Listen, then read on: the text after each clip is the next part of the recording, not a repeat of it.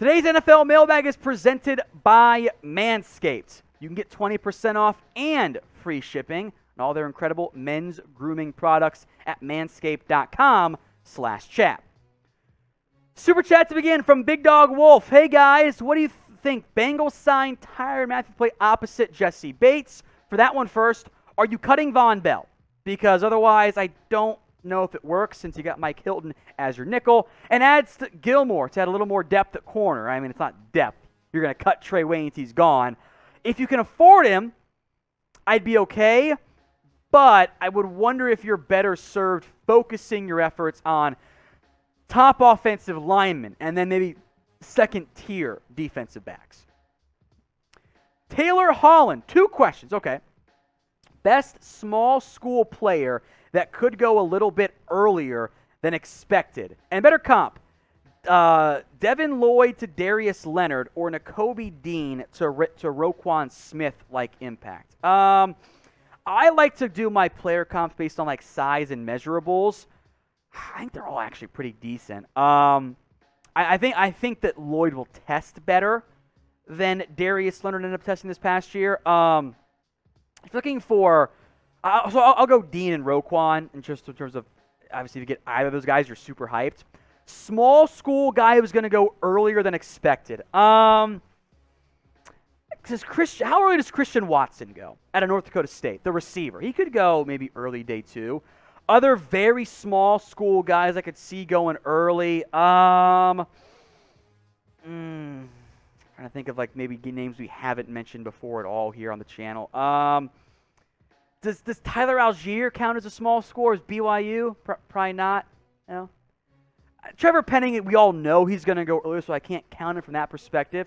But he's a small school, but we're talking earlier than expected. Now, if he goes top 10, I think that'd be earlier. I mentioned Tariq Woolen out of UTSA in my mock draft. I think that's a decent name there. How about Troy Anderson, linebacker from Montana State? Impressed very well at the at the Senior Bowl, and I think will measure well at the Combine as well. Aquarius, could Denver trade up for Kayvon Thibodeaux if he slides? This is a fun little idea. There is buzz that Thibodeaux slides this year at the draft, which I think would be dumb. I think he's really good. There's concern over his size and his mindset. There's a little bit of cockiness, and he wants to care about his brand. None of that matters good at football. He's not Myles Garrett. He's not Bradley Chubb. It's okay. I do think a trade makes sense if Denver wants him, and they acquire a QB somehow and keep their first overall pick, which we'll just stick with hypothetical because that's a little bit dicey. The trade value chart says this trade works out pretty well. Denver gets 5, Giants get number 9 and number 64. And this only makes sense if the Giants don't want Thibodeaux and the linemen they want aren't there.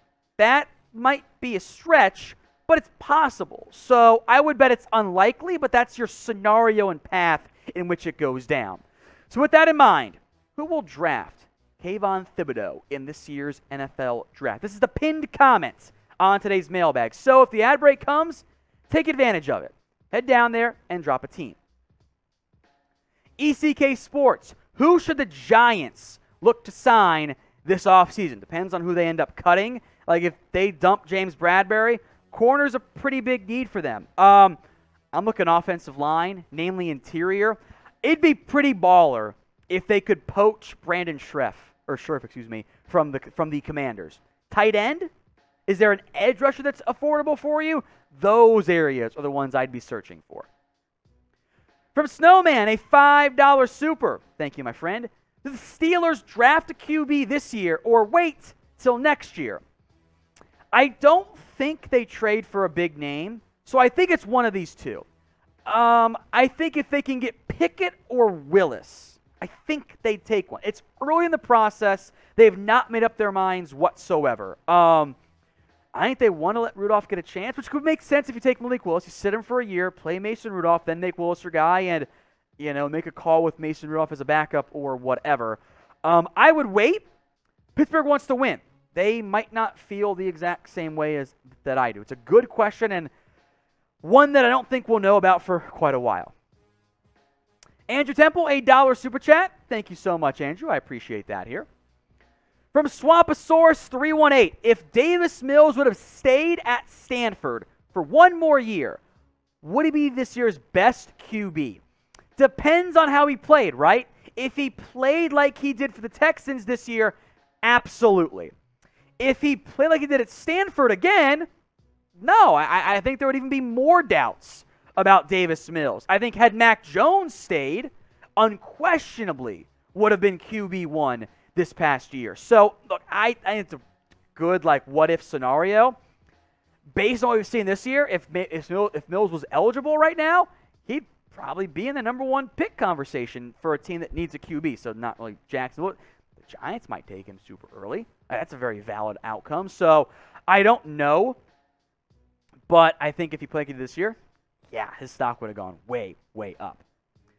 As mentioned, this mailbag is powered by Manscaped, and Manscaped is the global leader in below-the-waist hygiene, and they are turning men's shower dreams into their favorite routine with the all-new Ultra Premium Collection.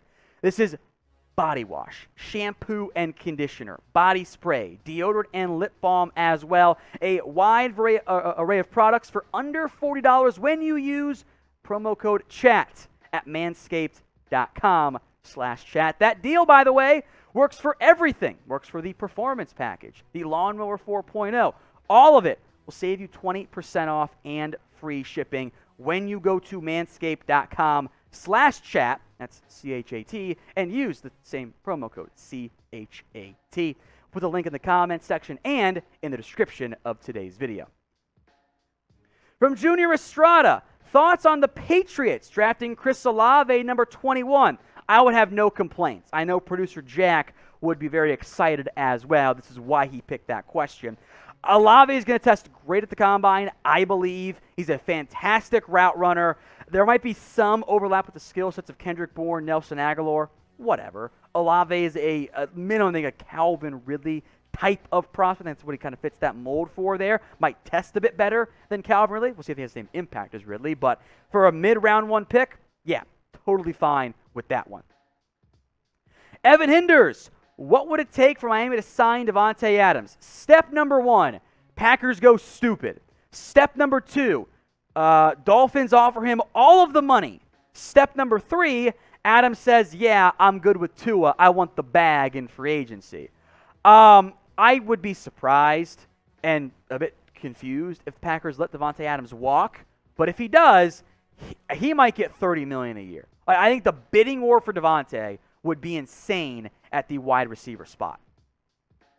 Chat Sports, folks, we've got the best NFL coverage on YouTube. News, rumors, draft, free agency, trades, all of it in between. Yeah, we got them all covered, plus live shows as well. Hit that big red button and subscribe right now. From Loyalty, if the Panthers obtain J.C. Jackson and keep Gilmore, is that enough in the secondary? I mean, from a cornerback perspective, I think it's overkill. In that scenario, you're allowing Dante Jackson to walk. But you've got Troy Pride, J.C. Horn, C.J. Henderson, Keith Taylor, and potentially A.J. Boye. That's too many corners in the kitchen. Safety-wise, I'd love one deep guy, but if you've got so many good corners, try one of your guys at safety, and you'll probably be fine there. Latuya 67, not going based off market value. How much would you pay Derek Carr if extended? Okay, so I got to remove myself from the market value, which is always tough because that's kind of just how I adopt everything from that mindset. So, 30-something million? I think Derek Carr is a really good QB.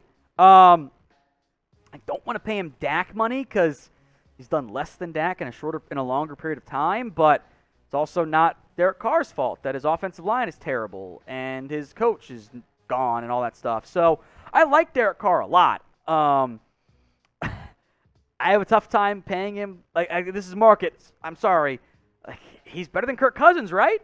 Now, I wouldn't pay Kirk Cousins what he makes, but I think if you want to, I have a tough time separating the market, I know.